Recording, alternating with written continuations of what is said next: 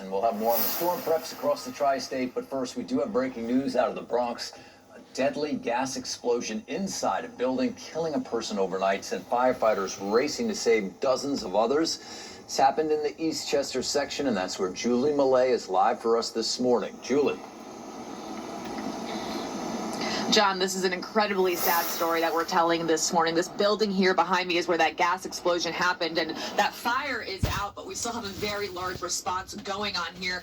People in and out of this building, NYPD in and out of this building, fire officials in and out of this building to continue searching and inspecting after that gas explosion happened just after midnight last night. Now, of course, the frigid temperatures we're having today, the cold, made it so much more difficult to fight this fire, and it was a very scary situation for the folks inside, especially those that were trapped on some of these top floors. We spoke to this woman who said she was rescued from the 17th floor of this building.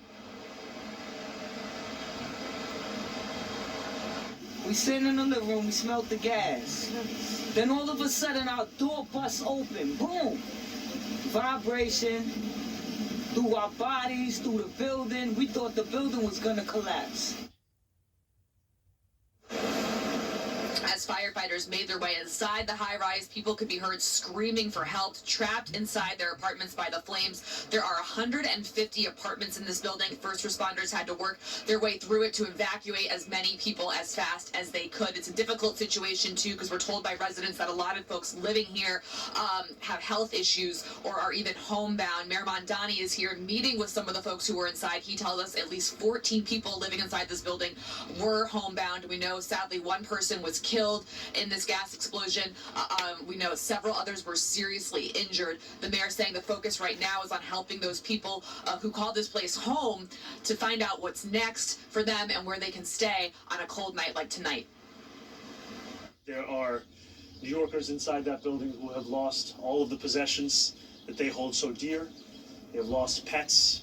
There's one resident that lost their life.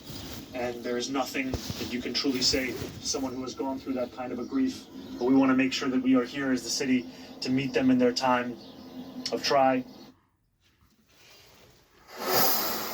Back out here live, giving you another look at this building. We heard from officials this morning that the cold made it such a dangerous rescue mission for firefighters. And we know, I mean, you can get a look at how cold it is. I'm not sure if you can see, John, the windows here, some of them that were blown out. There's icicles, huge icicles forming off of them because of the water that was sprayed onto them as firefighters rushed to put out this fire. Officials telling us this morning that as bad as this was, it could have been a lot worse if this happened tomorrow after the snow started falling. Of course, now the challenge remains as it is one of those, it's a very, very frigid, very cold day, and these people have no place to go.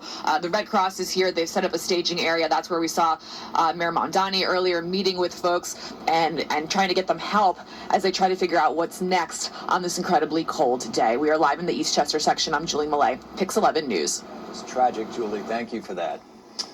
All right, that devastating fire, it does come amid these frigid temperatures. New York under the state of emergency.